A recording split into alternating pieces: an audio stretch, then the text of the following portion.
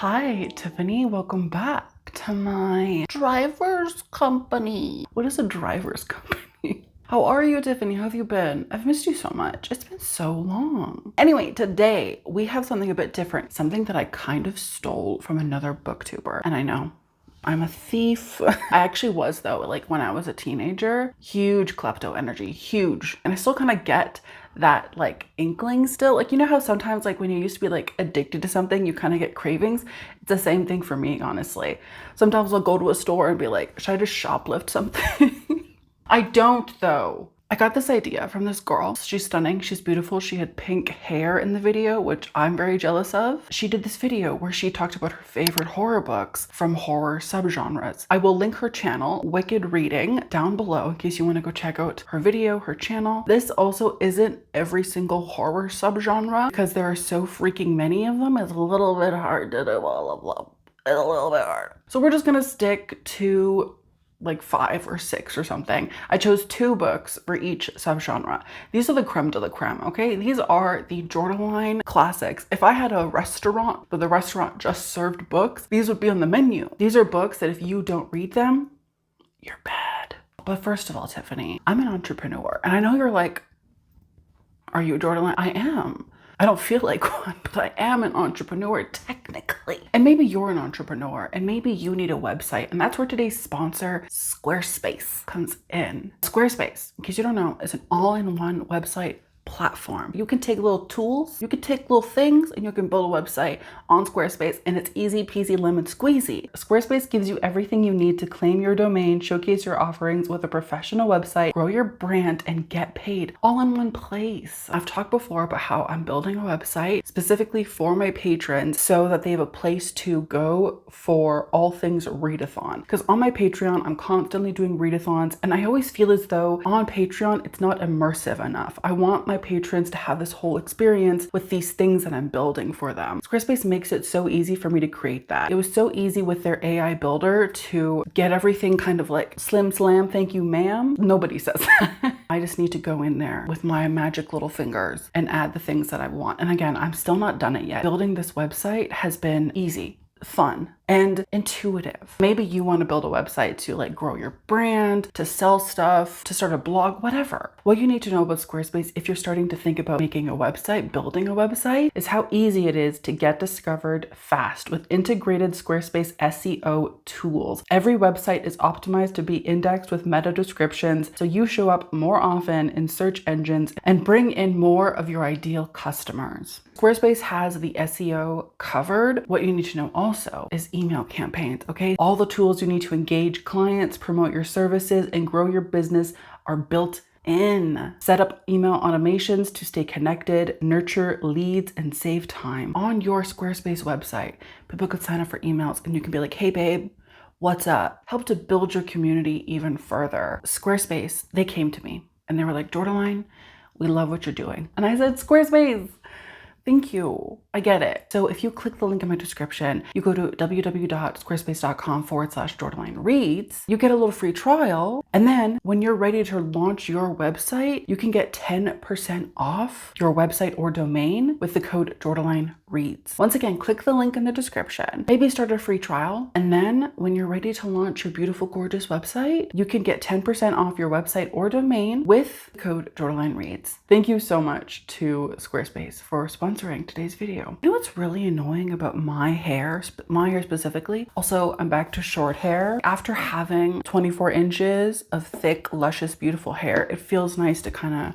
come back to my 3 strands. What's annoying about my hair? I like did all the floofing. I did all of this stuff before filming and it fell flat. Like my bangs, bro, were like this. They were volumized, they were stunning. And now this is what we have. And that's devastating. Personally, for me, Tiffany, let's get started, okay? Let's start talking about horror. Thank you again to Wicked Reading for making that video. And then thank you to me for seeing that video and thinking, I'm gonna do that. Let's start with cozy horror. I really wasn't aware of cozy horror before probably like last year. I didn't know that it was like a thing, but apparently it is. One of these books I didn't know was cozy horror, and maybe it isn't cozy horror, but I kind of think of it as cozy horror. I'm saying cozy horror too many times, aren't I? Blackwater by Michael McDowell towel. Maybe you've read this book and maybe you're thinking, Jordaline, that's not cozy horror. And like, maybe you're right.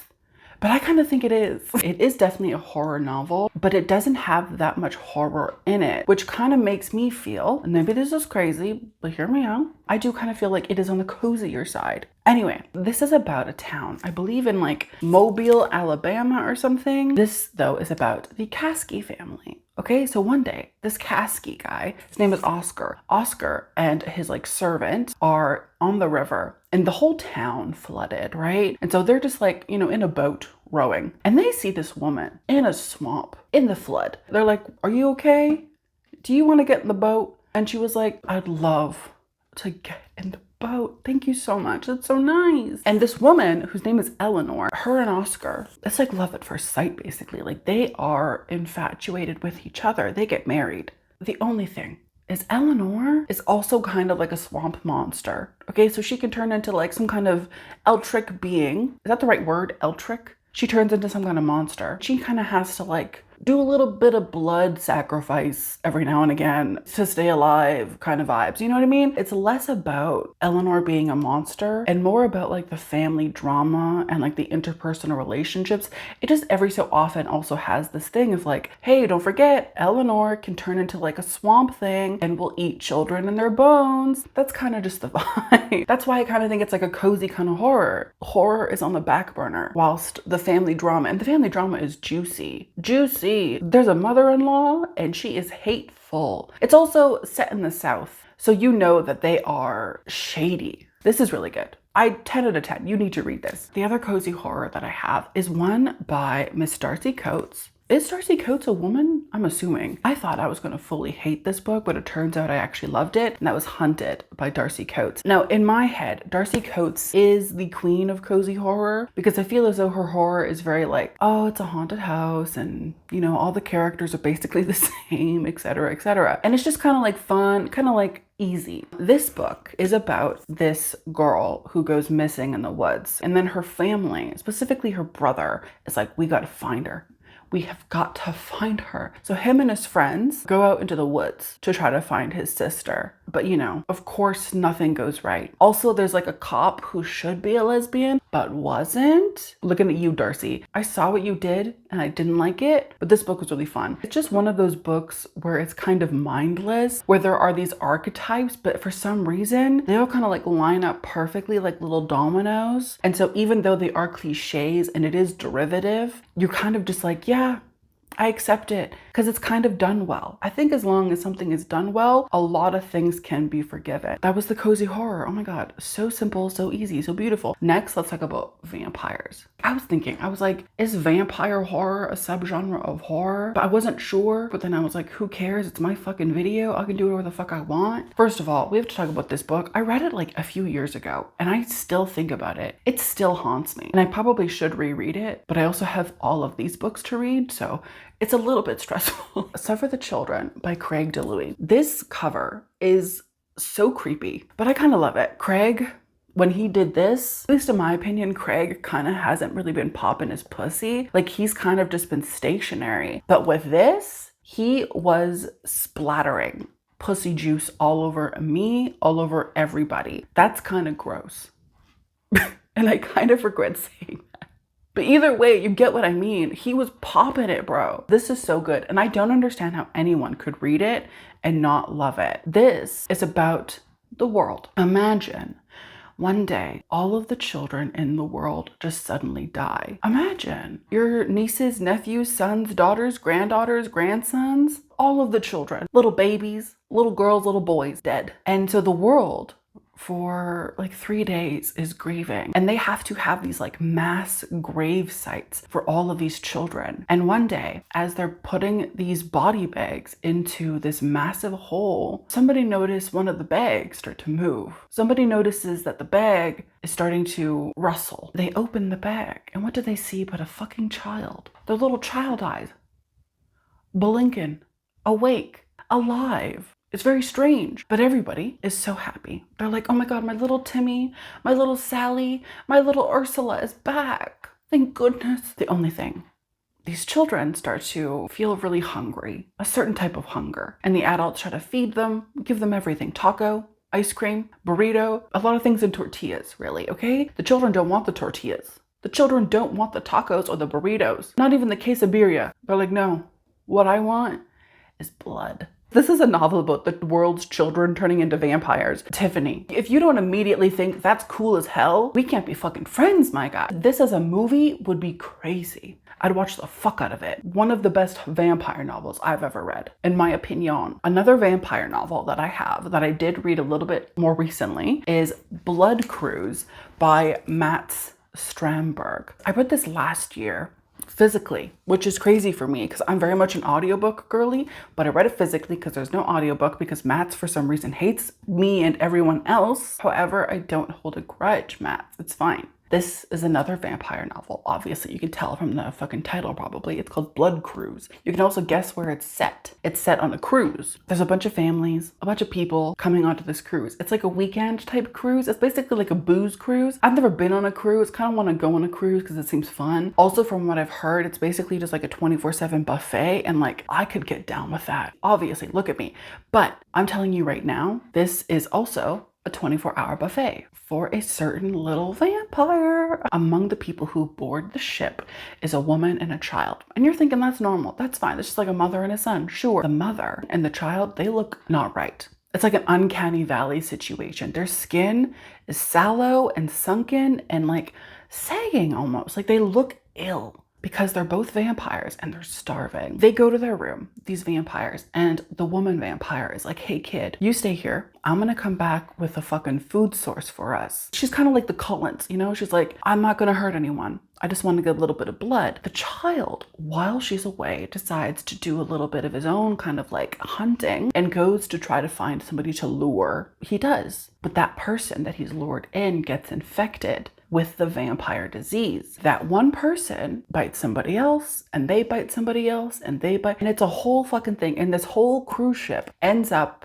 in a state of chaos. And it's crazy. The first bit of the book, I was like, okay, nothing's really going on. But then when you really get into the action of it, it's one of the most visceral and entertaining things I've ever read. It's also genuinely terrifying because I'm like, this is how disease works. And that's scary. If you're like, I want to read something about vampires, this and this, these should be your like number one picks. They're both so good, so bloody. And they also feature child vampires, which I think is really, really fun. The next subgenre that we're going to talk about is survival horror. And I have a book that I think is probably in my top 5 books of all time. Should I try to do like a video of like my top 10 favorite books of all time? Let me know if you want to see that. But this book is definitely in it. It honestly might be like number 2. Maybe number 3. I've read it 3 times, and each and every single time I read it, I love it more and more. It's so wonderfully done and so masterfully done. And I think if you haven't read this, but you do like horror, you're truly missing out because it's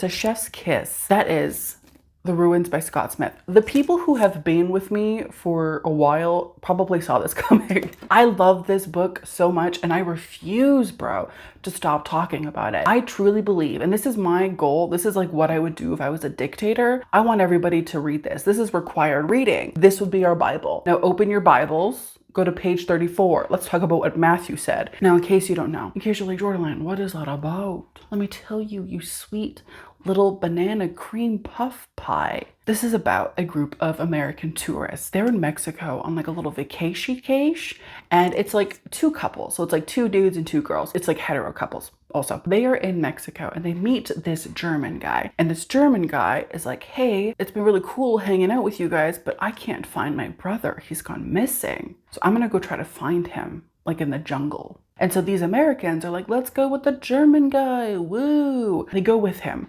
and they end up on top of this like hill, right? It's like it's a pretty large hill. It's pretty steep. And there's a huge thing on the top. They're like, okay, your brother's not here. Let's go back down the hill. There are indigenous people of Mexico around the hill with weapons, like guns, arrows, knives, I'm assuming. And they're like, hey, you can't come down. But they don't understand that because they don't speak Spanish. But they're like saying like, get the fuck back up there with their weapons. Otherwise we're gonna shoot you. So the Americans are like, oh, okay. The Americans are essentially stranded on this hilltop, not knowing why they've been stranded on this hilltop and they cannot leave. That synopsis doesn't even do it justice, Tiffany. My synopsis is like 2 out of 10, whilst this book, it just like essentially is like a 10 out of 10. The character work, the character development or lack thereof is really, really good. The horror is horrifying. It's bloody, it's gory, it's sad, but also at the same time, like most of the characters fucking suck. And so you kind of want to see them just, it's fun to see people you don't like be murdered. You need to read this, Tiffany. The other book that I chose for survival horror is one, again, that I've read more recently. I think I read this last year, and that is The Forgotten Island by David Sodergren. This book radicalized me. This book filled a hole in me that I didn't know was empty. Do you know what I mean? I literally thought about this like the other day. I thought about the ending. And again, I'm gonna say it. Fuck you, David, for literally everything that you did in this novel. It's not okay, but I also love it. So do it again, you know? The Forgotten Island is about this woman whose name is Anna, right? She's in Thailand with her sister and her sister's boyfriend. Anna and her sister Rachel end up on this yacht, on this boat, after like a night of drinking. They get on the yacht because they're drunk, blah, blah, blah. The next morning they wake up hungover, still on the yacht, but stranded in the ocean, in the middle of nowhere. Anna and her sister Rachel are on this boat. And then there's also, I think, like 4 other people with them. They are all terrified because they don't have any food, they don't have any water. All they have are like poppers, basically. They see an island off in the distance and they're like, oh my God, thank God we can, you know, get to this island. Maybe there will be like people there. It'll be fine. They get to this island, there's nobody there, but there also might be something there that's like not human. This is a whirlwind of a novel and very similar to The Ruins. It's very much like I hate most of these characters and I kind of want to see all of them die. And there's also a lot, and I mean a lot of really cool death scenes. David Sodergren has a way with a death scene that like both repulses me, like I want to pull away from it, but at the same time, I want to like, I don't want to blank. I don't want to miss a single thing about it because it's gruesome and grotesque, but also kind of fun. If you have not read any David Sodergren, you should read this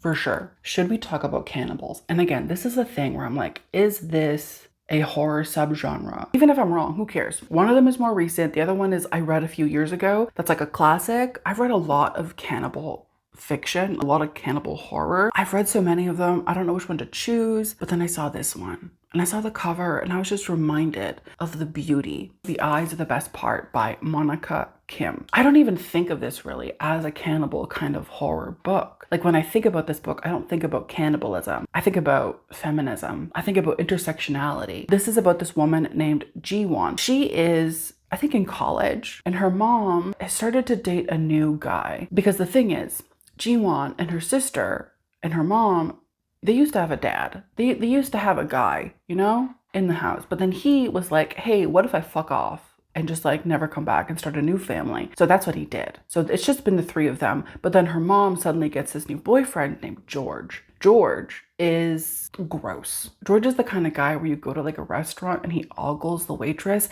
He's probably also one of those guys who like makes bad jokes to the waitress and it's just like super cringe because it's like the waitress doesn't think you're funny. The waitress isn't gonna fuck you. What are you doing? You're literally disgusting. But anyway, that's George, okay? George is gross. And Ji-won, she hates George because Ji-won sees the way that he manipulates her mom. Ji-won sees the way that he looks at her and her sister as if they're sexual objects. What's also crazy is Ji-won's mom and George don't even speak the same languages. Ji-won's mom doesn't speak English. George does, but he doesn't speak Korean. So their relationship is built on literally nothing. Also, side note, Ji-won's mom, I kind of hate. I don't like Ji-won's mom. And I understand that like, anyway, I don't like her. Whilst all of this is happening, starts to have dreams, right? She starts picturing things in her mind when she's sleeping. You know what a dream is? Ji-won starts to dream about George and his eyes and how blue they are. And she starts to dream about what it would feel like to put one of his eyes in her mouth and what it would feel like to crush his eye in her mouth with her tongue against the top of her mouth. Think about horror. Think about like a woman being pushed to the edge to do the most like feral things. That's what this book is. Ji-won is pushed to a certain point where she feels as though she has no other choice but to succumb to these urges within her. It's crazy. It's so good. This is crazy. And I don't think I would recommend this to everyone. I would recommend this to people who have read horror for a little bit. I think I read this like soon after I started getting into horror, and that was a mistake. I think I probably should have waited, but that is Off Season by Jack Ketchum. This is by maybe like one of the most famously disgusting novels ever written. And I know that like nowadays there's like a lot of splatterpunk, but I feel as though this book was like ahead of its time. Do you know what I mean? This is about a group of people who go off to this cabin. I think there's like maybe 6 people or something like that. It's also like in the middle of nowhere. It's like in the woods, which is crazy. For literally anybody to do anything in the woods is crazy. I don't trust it. Everybody's having a great time. Everyone's drinking a little bit. They're all like chitting and chatting and talking shit. Everybody kind of goes to bed. There's this couple, I believe, in one room. They hear glass break in their room. They're woken up to the sound of glass breaking and then suddenly screaming because the woman in the room is being dragged out the window that was just broken. She's being dragged into the driveway. Everybody inside is panicking. They're like, what the fuck is going on? What's happening? And you would think that like, okay, she's gone in the woods. No, these people who have kidnapped this woman have her in the driveway. They've strung her up from a tree and they've begun to skin her alive. And everyone in the house is watching it happen. They're all scared. There's also this feeling of like, you're fucking next. This book is crazy. And honestly, by the end of the book, I was desensitized to what it was doing, to what it was saying. Like there was so much gore, so much body horror that I was like, and I'm used to it now, but that's how absolutely R-rated it is. I feel like it's even beyond R-rated.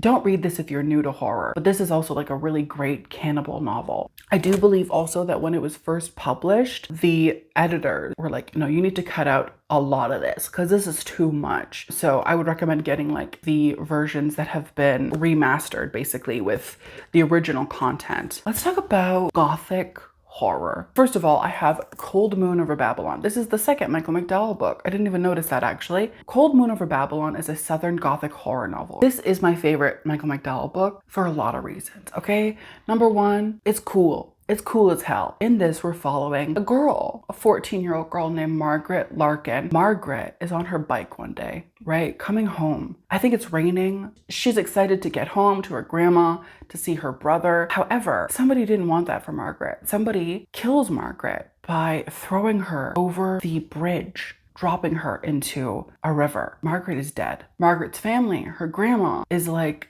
really worried about her. They're like, where is Margaret? Margaret, hello? But what they don't know is that Margaret's coming back as a ghost because she's like, no, this was fucked up. This was super fucked up. And Margaret is going to get revenge on her killer from the grave. It's so good. It's like gory.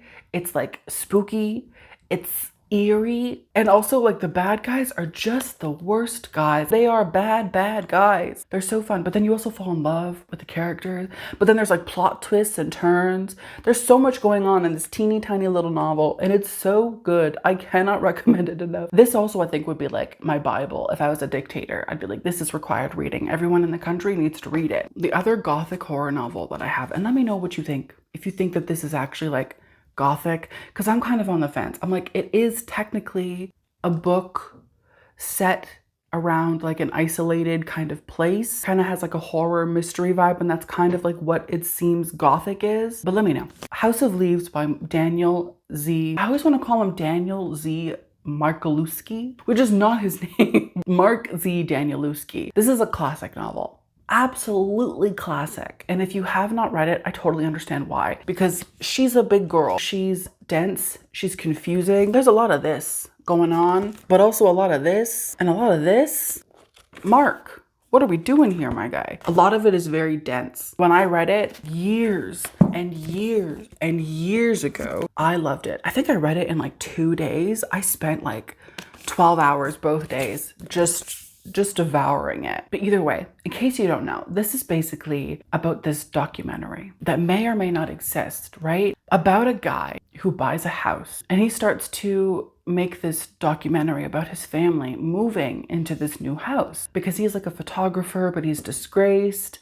But he's trying to, like, you know, come back basically. And so he's like, this documentary is going to be it. And he finds that the house that he bought is bigger on the inside than it is on the outside, which is physically impossible. But there seems to be some kind of like labyrinthian is that a word? Structure on the inside of his home. But then it's also about this guy named Johnny who is, I think, a cokehead or something like that. I forget. Johnny is this like whatever guy who finds the manuscript of this man. It's a whole thing, Tiffany. I'm interested, honestly, to reread this to see if I still like it. Because like I said, it's been years. I think I read this maybe like 13 years ago. One day I think I will reread it. Maybe I'll do a reading vlog. Would you be into that? Let me know. And maybe now that I'm older, maybe like the allure of it, the like, ooh, it's got all these crazy things going on the inside. Maybe that will kind of have lost its effect for me. Either way, this book is horrifying. At least I remember it being horrifying. It's one of those books that sticks with you. And it honestly still sticks with me to this day, certain parts of it. And I think also the formatting, it does in some parts reflect that. It's honestly one of those kinds of books where like, I think everybody should at least try to read it because I do think it's one of those experiences.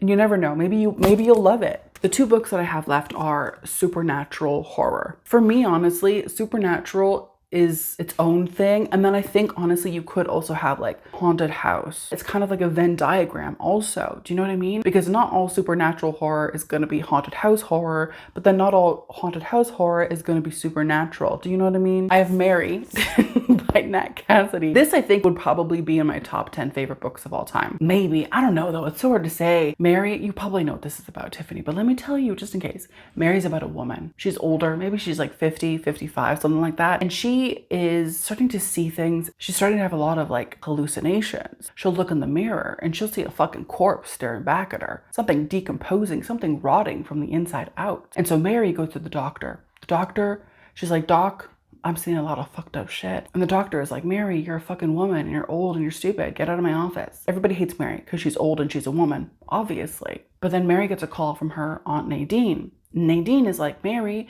you fucking crone, get the fuck over here. Come back to your hometown and help me out with some stuff. Because Mary's also just like currently lost her job. And so she's like, fine, I'll go back to my hometown and I'll go visit Aunt Nadine. That's all I'm gonna say. But it's one of those books that kind of sneaks up on you a little bit. But also Nat Cassidy's writing in this book is something to behold. It's maybe some of the most beautiful stuff I've ever read, but it's also disgusting. My favorite quote of the entire book is on page 19. Okay, listen to this, Tiffany. My flesh sags, crumbles, oozes in cloddy, rancid rivulets. My lower lip pulls down, revealing black gums and gravestone teeth. When I first heard gravestone teeth, something in me was mixed up. In my stew of life, something took the wooden spoon, gave it a little stir, and I felt revitalized. Gravestone teeth, I will never get over that. It's stunning. This book is horrifying, but it's also like kind of beautiful in a way. It's not one of those books where it's just like, ooh, scary stuff. It's gory, ooh, you know? It's very much like there's all of this horror happening. That's like very physical, but then there's also this like internal horror, this like emotional horror, which I think is really what Nat Cassidy is good for, what he's really special with. The last book we're going to talk about is We Used to Live Here by Daniel, what Daniel? Who? Marcus Kluwer. Marcus, if you ever want somebody to start a cult based around you, let me know. I can do it. I'm available. This is a beautiful gay book, but also devastating. And Marcus, you know what you fucking did. This is about this woman whose name is Eve. Eve and her girlfriend or wife, I think wife actually, I think they're married. They are renovating this house. They just bought it. They're like fixing it up and they're gonna like flip it basically. And so one day, Eve is at home alone. She's like painting fucking doorknobs or something. Nobody paints a doorknob, but you know what I mean. She's doing renovation shit. She's home alone. Charlie is out, I think, getting something, or she's at work or something like that. There's a knock at the door. Somebody's at the door. So Eve goes to check it out. She goes to the door. She opens it. She sees a man with 2 children and a woman. The man is like, hey, I'm so sorry to bother you. I'm so sorry. It's just that my family and we were in the neighborhood and my family used to live in this house. We used to live here and I grew up here. I grew up here. I'm so sorry. This is so rude. I was just wondering if it's possible that we could like come into the house and maybe just like look around. It's just like, it's been 30 years and I still live here and I'm just feeling like very nostalgic, and I want my kids to see the place where like their dad grew up. I think, yeah, I'm so sorry. This is so rude, but could we? Eve is thinking, there's no fucking way. That's so fucking creepy. That's so fucking weird. I hate this. Outward, Eve says, Mi casa, su casa, come on in. Bring your children with you. Come into my home. Because Eve is what? A people pleaser. Eve lets these people in and they don't leave easily. It's a lot. I am obsessed with Charlie. I think she might be the hottest woman who's ever existed. I wish she wasn't fictional because I would want to marry her and kiss her. Whatever, it's no big deal. But this is horrifying. Like, towards the end of this book, there is a certain thing where you're left to wonder whether or not there is hope in the universe, whether or not there is anything that could ever go right, because it seems as though this book is devoid of that. I would say like this book is a kind of a bummer. I'm gonna say it's kind of a bummer, but it's also super fucking good. I loved every moment of it. I think about it too. These are all books that I like think about all the time. You need to read this if you haven't, especially if you like supernatural kind of books. Books that are also kind of like mind fucky.